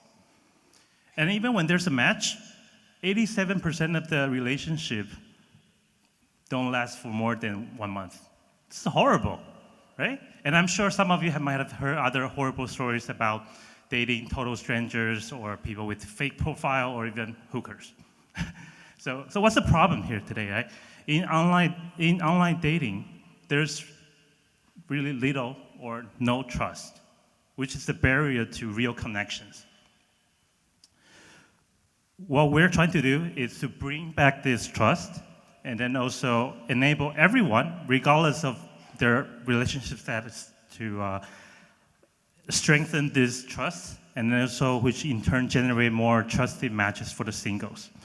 It says matchmaker in the box for those of you who cannot see the slides. So I guess you won't be surprised that I tell you that the dating industry is a multi-billion-dollar business, right? But do you know that only 9% of the people meet their significant others through dating apps or online dating sites, whereas 39% meet through mutual friends, which is more than 4 times higher. And that's where we are targeting. Okay? So how do we do it? We create a Reststream app where we enable everyone to be the matchmaker and match their single friends. Of course, which we'll try to make it as simple and not as awkward. And when the singles get introduction from their friends, they know it's legit, they know it's for real, and then they can respond and then interact with the other single if there's mutual interest. We soft launched in March, which within 2 months we had about 500 open beta users without marketing. And we found out actually there's like half of the users just wanted to come onto the platform to help, they care a lot about their single friends, they just want to make matches. The team, both of my co-founder and I had worked at Fortune 500 tech companies. I'm also a Trojan, so fight on. And I was the first one to introduce the speed dating to the Taiwan market, so I don't kind of know the space. And we're bootstrapping right now. We're looking for people who are passionate about the space to work with as our advisors, investors, or partners to help grow and scale the business. And most importantly, connect more singles. Thank you. Okay, and our 5-minute Q&A starts now. So, first of all, you went to University of Waterloo? Yes. I work with Velocity Garage regularly, and I'm constantly in the area, so nice. Understand the skill set. Is this app currently, or does it have intentions of integrating with Match.com and some of the other singles networks? Or is it designed to be a specific silo just for this purpose of recommendation? So right now we're currently integrating with Facebook. We only want to validate it a little bit. But the way I see it right now is acts as a complement service for whatever those online daters. I mean, however many dating apps they're on, they can still come here if they're looking for more trusted matches from their friends. Yeah. Right. Are there intentions though of integrating? So what I'm saying, I'll just give you a $50 million idea. Okay. So first of all, just to break up the monotony here, the Tinder data, if relationships lasted a month on Tinder, I think they'd shut down. That's not the intent of meeting someone on Tinder, is to be together for a long time. But at the same time, say I was on Tinder and I saw someone my friend would be attracted to, could I swipe it over to Reststream and recommend them in that capacity? Because that's where people are looking. They're looking on these matching sites, and then the referral partners, the friends that will refer you to someone, are they integrated in that capacity? Right now it's not. We're just soft launching, so we're still refining our MVP. But I think that's an interesting idea that we want to put on our roadmap. Yeah. I have friends at Tinder and Match, and I'd love to discuss that with you. Right. Okay. Thank you. Through your soft launch, have you discovered, because you mentioned that a lot of people are on there because they want to match their single friends, so then that's given the idea that those aren't the people that are single, but they just want to match their friends. Have you discovered what your true target market is? Is it actually the single people you're trying to get on there, or the people who have people to match the single people with, and then force their friends on there? Right. So, very good question. So, what we're actually targeting is a two-sided market. We want both the matchmakers as well as the singles. But in order to, right now, what our current strategy is to try to attract the matchmakers so that they can in turn refer their friends, and then I think what my vision is that hopefully this ecosystem will create more value for the singles in the long run. Well, you identify a very interesting need, market needs, and you mentioned you have 500 people are using it. What are the results that come off on these 500 people using it? Yeah, so we're seeing that introduction has been made to people, mostly in Taiwan and also like the Asian markets. I think the Asian market is more receptive to the idea of matchmaking. The other interesting fact is that, right now we're still solving the problem to make it simple enough. So first of all, we want to, there's some barriers, granted. We wanted to overcome those to say, first for them to come in, they have to invite a friend. So that's the problem we need to solve. So other interesting facts, I think we'll need some time to track those success stories. Right, you really need to demonstrate that your side, because there's another site called Coffee and the Bagels. Right. And Coffee people meets already bagel. using it very, a lot of people like it. So that might be your competition. Well, we try to stay away from direct competing with all the dating apps because to me, those apps, they're all like Tinder alike. They want to be Tinder. They focus on a single pool of singles, and then based on their algorithm to just match people all day long. But for me, like if I'm single, if I get my other single friend to pass me someone that he doesn't want, I may not like that match either. So yeah. So I think there's so right now we're trying not to direct compete with them. Okay, your platform frightens me. Yes. Because my lady friends are intent at getting me married off. So once they find out about you, they will be chasing me all over. Meet this woman, meet that woman. I won't complain, but in a way. But seriously, this is the old-fashioned way where two people, want to, they want to. Once a person knows you and a woman, they want to set you up. Yep. I really like the concept. Thank you. So are you raising money right now? We are currently bootstrapping, not by Mr. Eric's definition, but we're actively looking for angel funding. Yeah. How much?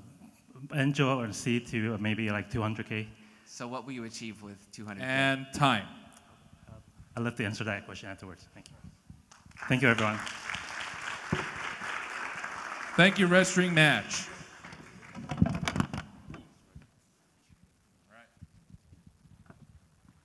Our next team is an itinerary design studio founded in March 2016 that creates and designs its clients' trips that are tailored to their interests and preferences. From Piao Travel, please welcome Alice Tu and Catherine Lin.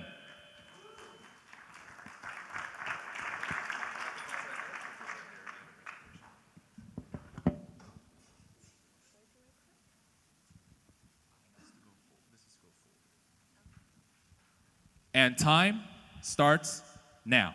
Hello, everyone. My name is Alice. I am the founder of Piao Travel, and I would like to start the presentation asking everyone in the audience who's traveled in the last 12 months. Raise your hand. And how many of you were involved with the trip planning or did the trip planning yourself? Did you like it? Did you hate it? So I planned my Spain trip recently, and when I Googled it, I got 7 million search results. And I thought, oh my God, it's going to take me 100 hours to go through every single one of them to find out every single delicious tapa place in Spain. So, this is not the slide that I gave to. Okay, so Pal Travel is a itinerary design studio located in Los Angeles. So what we do is we tell our customers, tell us where, tell us when, and tell us how long you're going, the interests that you would like to do on this trip, and we will design a itinerary that is simple to follow, that is customized for our customers within 72 hours of the purchase. So this is a sample of the itineraries. First one is New Orleans, and then the Rome trip, and also a road trip through California. So we provide a map with places that we put together, and we also provide information of the sites that we schedule. So how much does the ticket cost? What time does it close? We also provide different restaurants options, since everyone's into trying local delicacies. We also provide how to navigate around the city, because some cities it's easy to get around with subways, some are easy to get around with taxis. So we also include those recommendations in our itinerary. So our product right now is priced at $23 a day. Depends on the length of the trip. So let's say a 3-day weekend, like this Memorial weekend, will be about $69, and week-long will be $100-something. So our market adaptation strategy right now, because we think that for someone to plan your trip, the trust factor is really important. So right now, we are bootstrapping. So we're using word of mouth and referrals. We're also thinking about two different methods to tap into different markets. We are positioning ourselves with short lead time, and also amount of investment into our trip planning is a lot smaller than guided tours, luxury, concierge, and planning it yourself. Let's see. And this is a brief introduction of my team. And questions?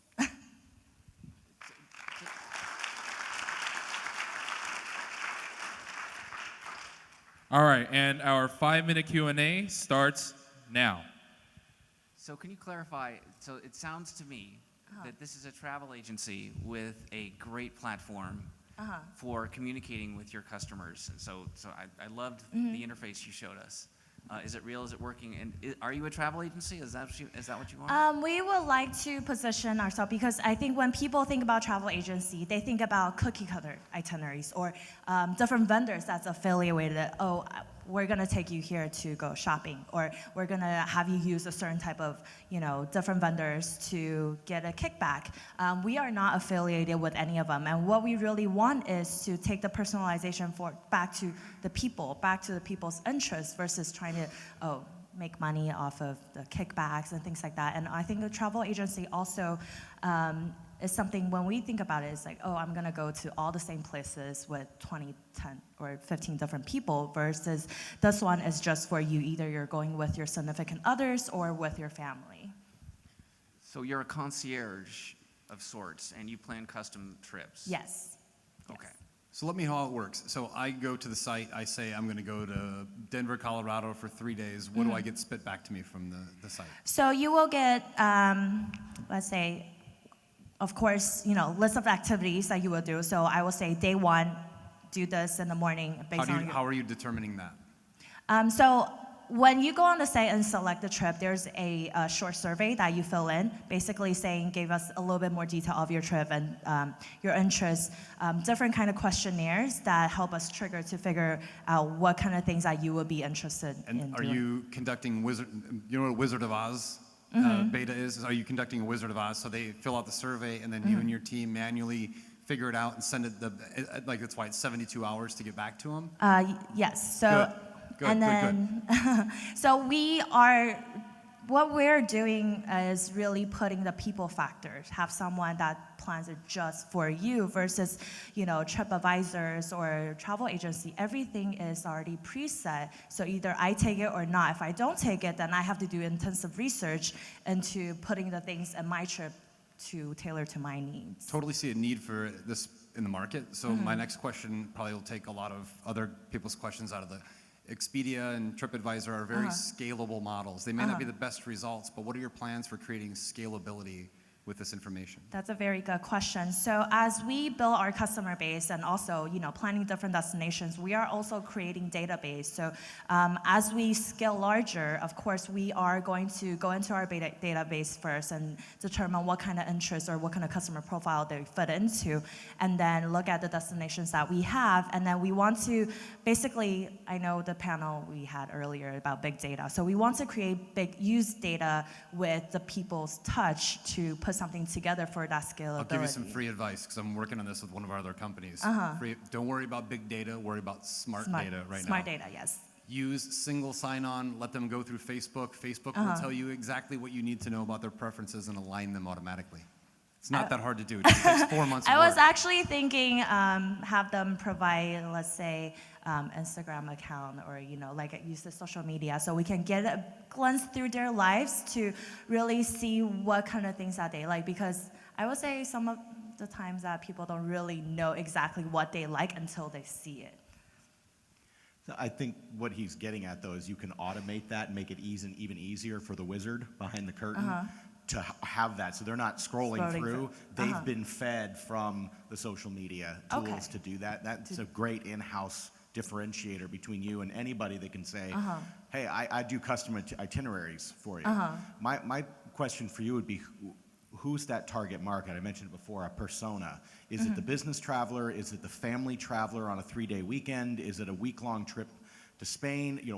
What's that ideal market where someone says, I see complete value in that? Because I don't know that for a 3-day weekend, I'm going to bother hiring a concierge. I'm going to the Bay Area.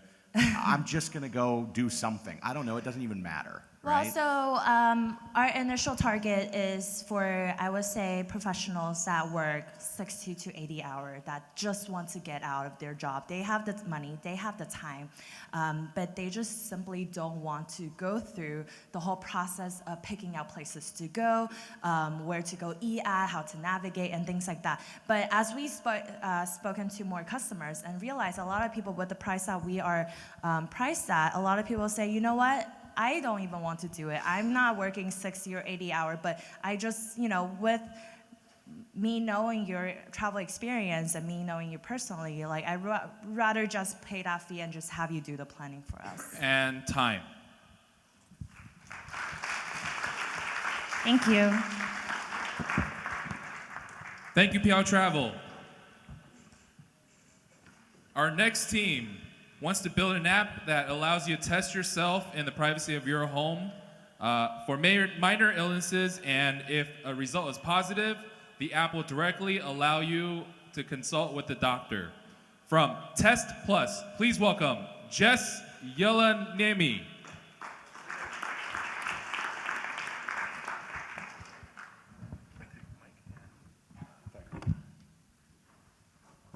Hi, my name is... And time starts now.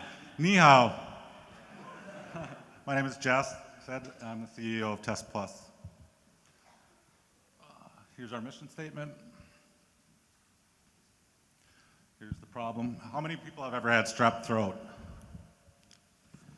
A child will have strep throat 1 every 4 years as average.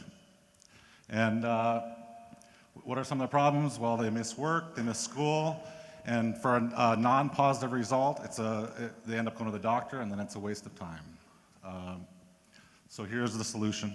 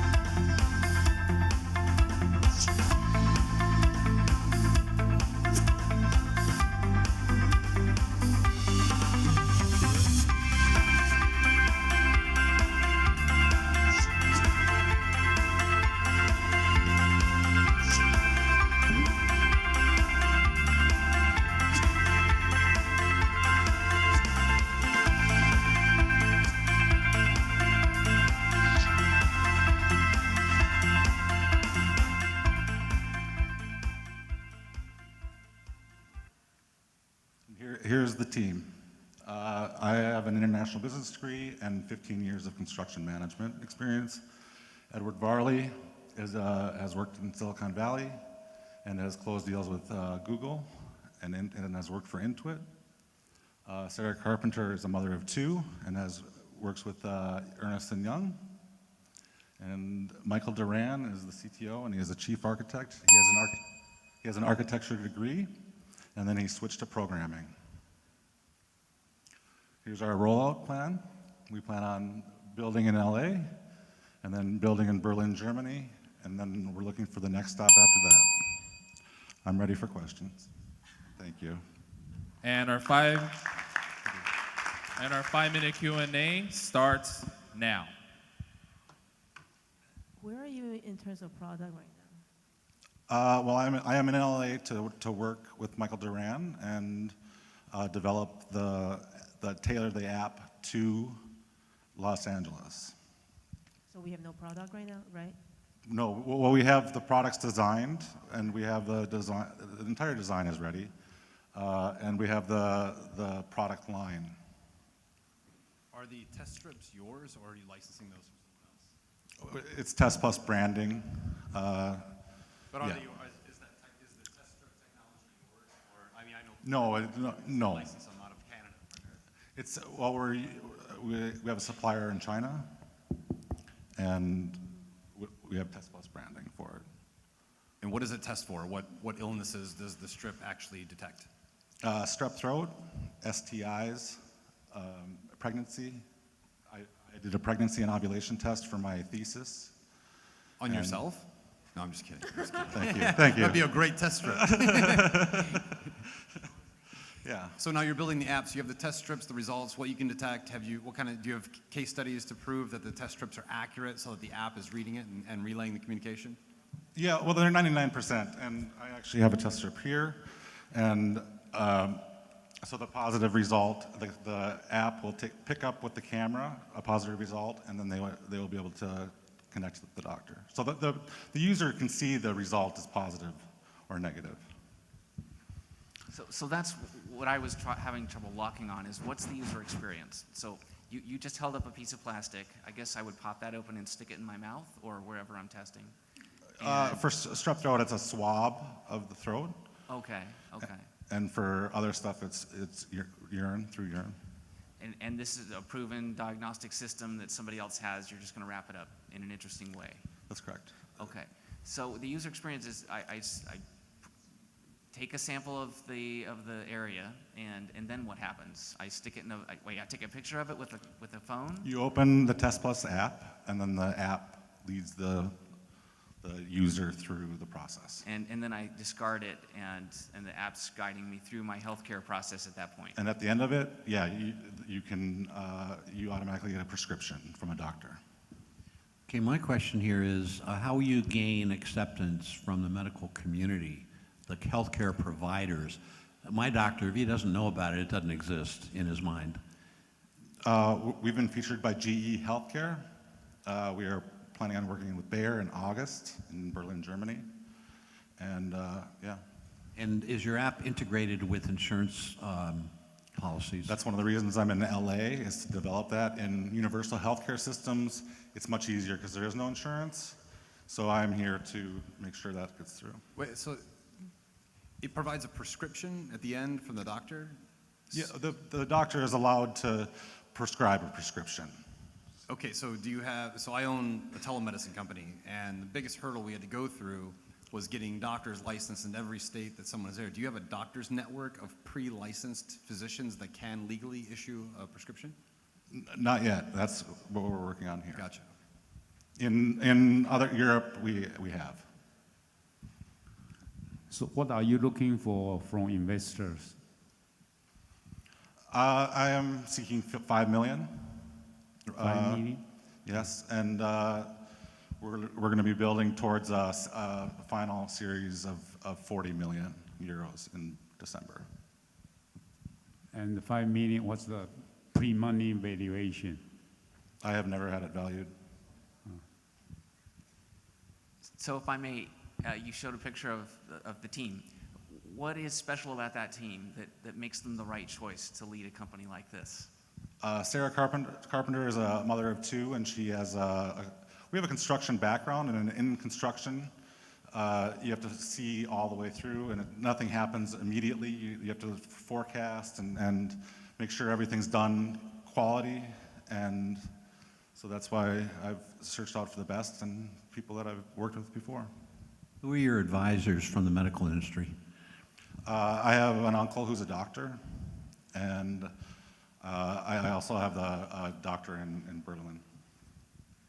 Can you explain to me again what the preparatory aspect of your app is? Because it seems to me like I can take any test, say for pregnancy, any over-the-counter stuff, and then just take a picture, and then you're providing the network that you can connect me. Is that correct? And time. That's correct.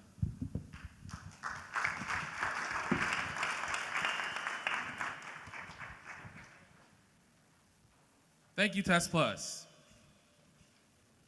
Our next team wants to apply machine learning and AI to intelligently help campaigners identify the most relevant and effective storytellers. Please welcome from Spark Amplify, Qian Li.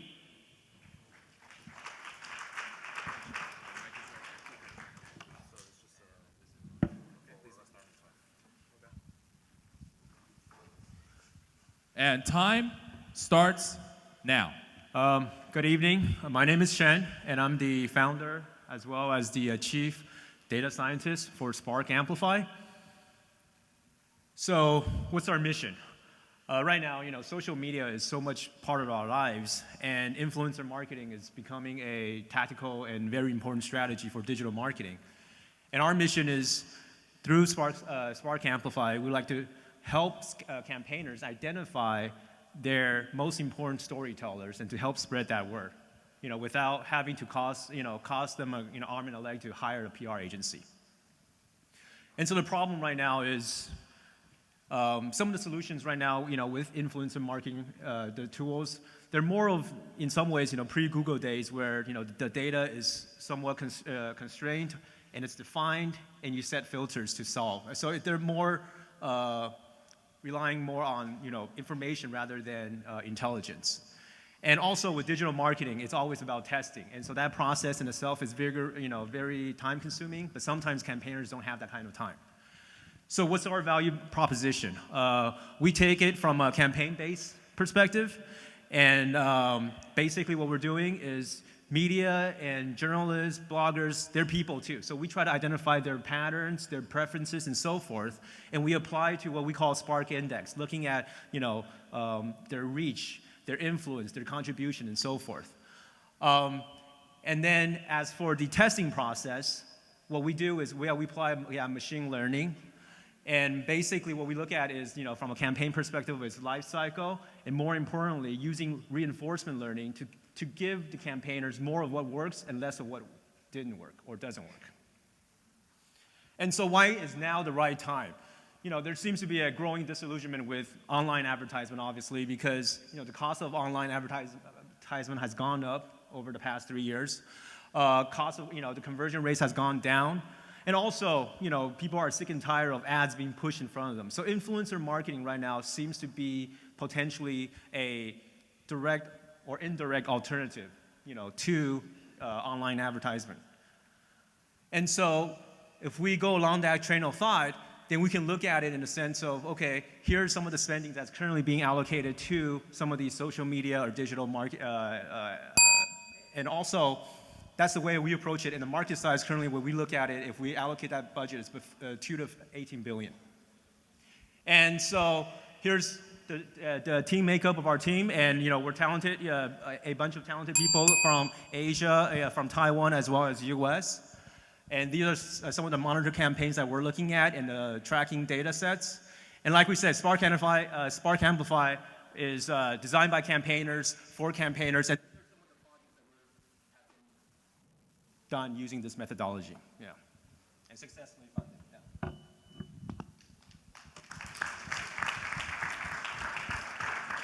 All right, we'll now have our 5-minute Q&A starting now. So again, I'm the slow one of the judging panel. Can you explain to me what is the product and how do you sell it? So we're providing a software as a service, obviously a platform, to be able to allow, let's say, creators or even campaigners to, without any, let's say, PR knowledge and so forth, they can actually utilize our campaign platform to gather a list of, let's say, highly targeted media outlets as well as social influencers for them to sort of build their story, spread their story, and more importantly, to sort of build that social proof. Give me a concrete hypothetical. So I'm a campaign manager for Coca-Cola. Okay. I've got my ad agency came in here and said, hey, let's do a thing about kids before Christmas. Okay, great. Now I've got a campaign to run. So is that when I think of Spark Amplify? So right now on our website, we're doing this free analysis report. Basically, the process is where we have a collection form, and we sort of ask a couple questions to sort of learn about your product. And what we do is we utilize keywords and matching algorithms and so forth to, first of all, to scope out what are some of the similar campaigns as well as competitors of your product. And we look. So I'm selling soda, right? Yeah. I've got a new concept for a soda drink, and it comes in a can, and I want to market it to kids. What do I come to you for now? With my concept for a campaign? Yeah, so what we do is, for example, you would fill out this application, form, and we would see it from a perspective of what are some of the similar campaigns that have done something very similar, and who are some of your competitors. So we start doing social listening, and we look at what happened and what was successful and what wasn't. Yeah. So you had a slide up there of campaigns you'd already worked on. Can you just choose one and tell me about it? And, yeah. And where did you connect to your customer? So what we do, some of these campaigns were, let's say, Kickstarter campaigns. And as we know, Kickstarter campaigns, it's all about social proof. And there's that tipping point where you need to potentially gather the media buzz and, influencers and so forth. Pick one. One of those slides. So one of the products is also, we're being provided as, sweepstakes for the people that came early, is a Nano Arcade. It's a little arcade gaming machine where, to play games. And what we did with that was, that's a gaming console, and we searched similar products and what were some of the media outlets that actually drove, the buzz around that. And we actually then, we applied the same methodology. But more importantly, there's that machine learning factor where what worked, we continue on and we branch out and we look for similar stuff. And what didn't work, we make optimizations and adjust for it. I like where you're going with this, but the rule of presenting is you got to make sure your presentation is as easily understood by a 5-year-old or your grandmother. Yeah. So I think what you could do is just condense it to its essence, leave out the features, and just give us the before-after. Keep it simple. Okay. It took me a while to figure it out, and then once you got to it in a roundabout way, I go, oh, that's pretty cool. Time was over. So you almost lost me, is what I'm saying. Okay. And I think you got something good here. Yeah. You mentioned you have patent pending. Yeah. Could you tell us about your patent? So Spark Index is something that, from our past experiences of successful projects, working with a lot of these hardware manufacturers and so forth, we came up with, looking at a couple of factors, like I said, looking at it from its reach, influence, also its contribution. And so we basically indexed that and, and giving it, applying that to, the effectiveness of some of these media outlets or ineffectiveness of it, I guess. Yeah. Yeah, but the software patent's been very difficult. The rule of the, patent is being changed quite a bit. Very tough to get a, software patent. Well, it's not actually not a software. It's more of a algorithm. It's a process where the way we calculate it, because Spark Amplify right now, there's over 15 data sources that we're looking at. There's Google data sets, there's Yelp and all that stuff. So it's all it's an aggregation of different data sets, and we apply different weighting systems, and we come up with an index that is relevant. How many countries have you applied? So far right now, Taiwan. That we're going ahead with that, but definitely U.S. and so forth. So let me help your pitch and make it super simple, because this is Okay. a space I'm very familiar with, work with. And time. Sorry, Eric.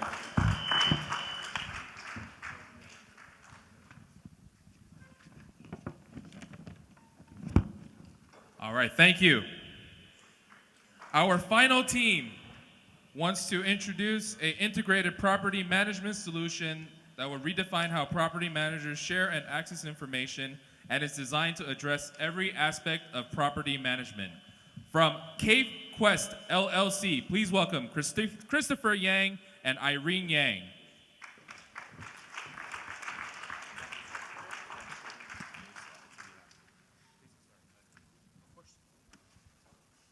And time starts now. So what is CaveQuest? CaveQuest is a disruptive technology and platform that aims to change the way real estate property are managed in the future, going forward. So it aims to replace the traditional role of a property manager by providing a transparent, secure, mobile solution that will automate most of the tasks. It's a combination of very different things. You could say it has features in Zillow, LegalZoom, DocuSign, TaskRabbit, and even Uber. So what's the problem we're solving today?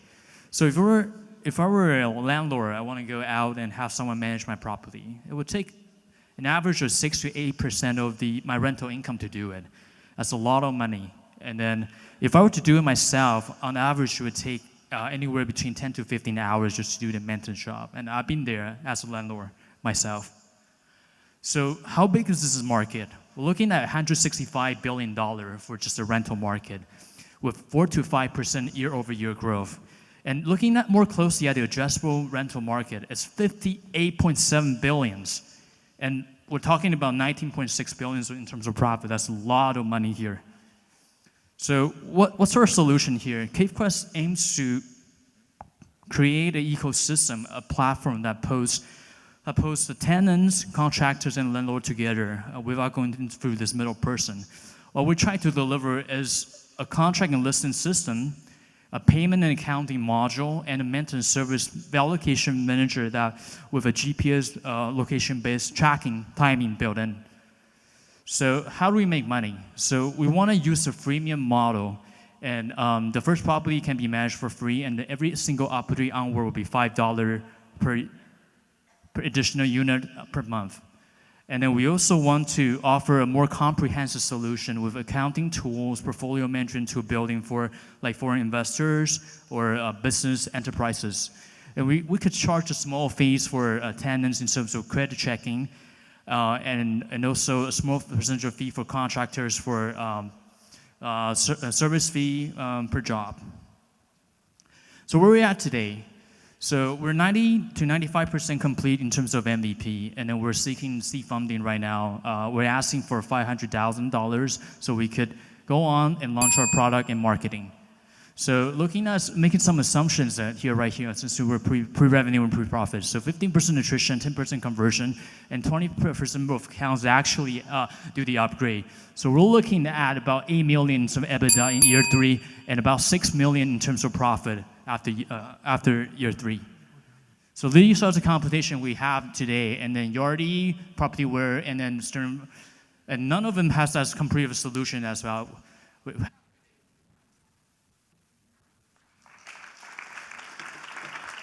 All right, and now our 5-minute Q&A starts now. There is a huge competitor in Los Angeles you didn't list on here, which I'm happy to tell you who they are. Good guys, similar product. So if I can summarize this, if I have it correct, this is kind of the all-inclusive one virtual property manager for rental properties. I own a rental property. Everyone uses this app and everything's done through it, right? That's correct. Have you calculated how difficult adoption is going to be from the renters, which are really the main contributors to the app? Because the renters are saying, I need a service is fulfilled and verified, and the renters are saying, yes, it was verified. They have to volunteer this information, or is this simply solely for the property manager themselves? This is a platform, an ecosystem for everyone, contractor, landlord, and the renter, of course. So there's definitely incentive for the renter to come into the system And I've been there before as a landlord, and I've seen it. And I have to do a lot of credit checks for different applicants. So as a renter myself, I'm looking around for property. And I only want to do this once in terms of credit checking and credit screening. So if I could actually store my credit information with an expiring timeline, of course, within this app, I only have to do this once. It wouldn't affect my credit score as often. So this will be the incentive to bring a renter on board. Just stay concise. So Yes. just right now, this is for everyone: the property manager, the building owner, and the renter. They all And- contribute. That's correct. My main advice to you is to really focus on a marketing partner, because the renter piece of this is by far the most difficult. Getting a property manager to automate their system is hard by itself because a lot of them are very old school. But the adoption from the renters who, the renting market is growing. It's huge. Like the millennial market, stuff like this is going to have a big place in the future. But right now, I'd really focus on finding, get 2 buildings to use it. Get me some data back so you can speak with confidence about adoption rates. I'm not even worried about completion, but adoption rates. How many people are using it? Even if they're using it wrong, how many are using it today? That's a really big piece of information for investors. Thank you. I'm just curious, does this integrate into a bookkeeping system? Currently, yes. So we haven't completed our accounting module yet, and out of the 12 modules that was listed, we're about, we complete 8 of them, 8 out of 12 of them, and definitely bookkeeping system is a part of it. How far along are you on your product development, and how does this 500K can take you to? So I've been putting a lot of my own money and time into this. We've been doing development for over a year with a team of 6 developers offshore.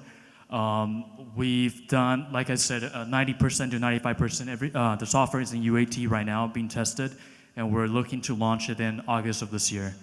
The $500,000 will be used primarily for marketing and promotion, that we could launch this in a very small demographic or geographic area like Los Angeles, or even small like Burbank or Culver City, so we could test out the data and we can scale going forward. So one of the things that many entrepreneurs do is they get very grand visions, and very few companies are able to launch grand vision. They usually start with one little problem within a very big, massive mess, and they get really good at fixing one of these 12 issues. And they get really, really deep into the market, and then they get pulled wide.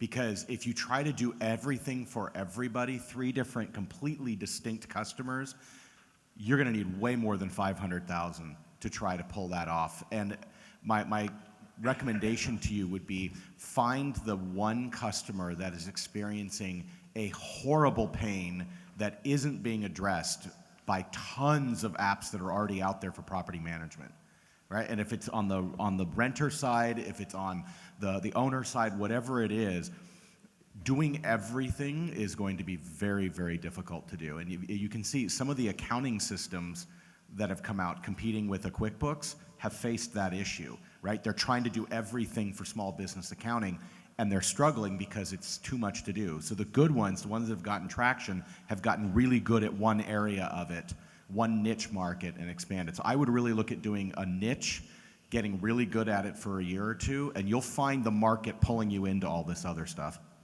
Thank you. And just to elaborate more, I think our primary focus will be on the landlord side. Me as a landlord been there before, so in terms of managing it, landlord will have the greatest saving. We're talking about 6 to 8% of income saving. And if we can manage this for free or even for a fraction of the cost, that would get us sale. And obviously tenant and contract would just come aboard as there's more jobs to do and more places for rent. Thank you.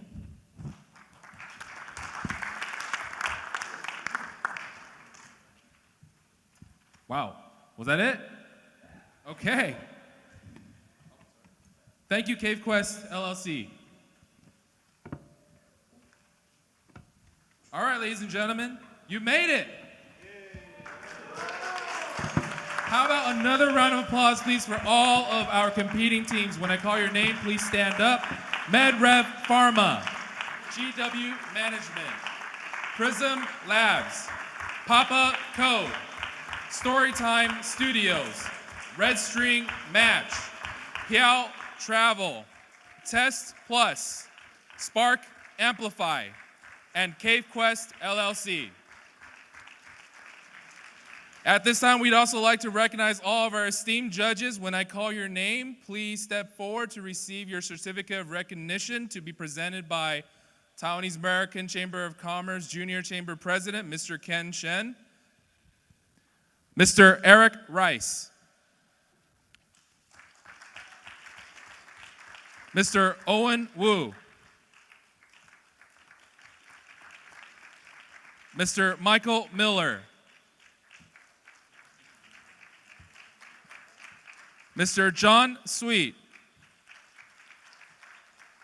Miss Donna Lee, Mr. David Ochi. How about a round of applause for yourselves?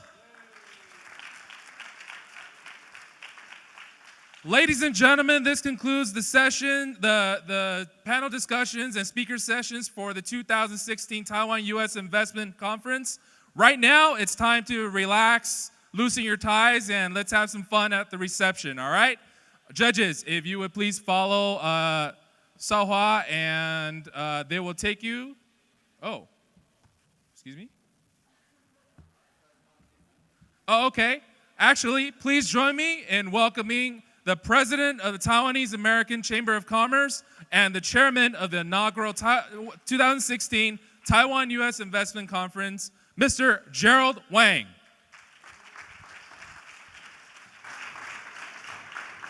Well, I think everybody have a long day. So let's relax. We have a reception and we have a network. I'd really love to see everyone next year. Thank you.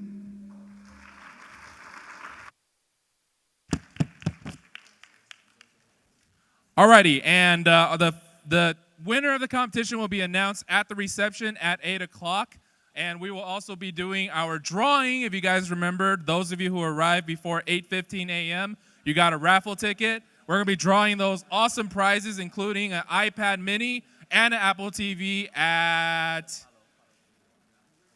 before 8 o'clock.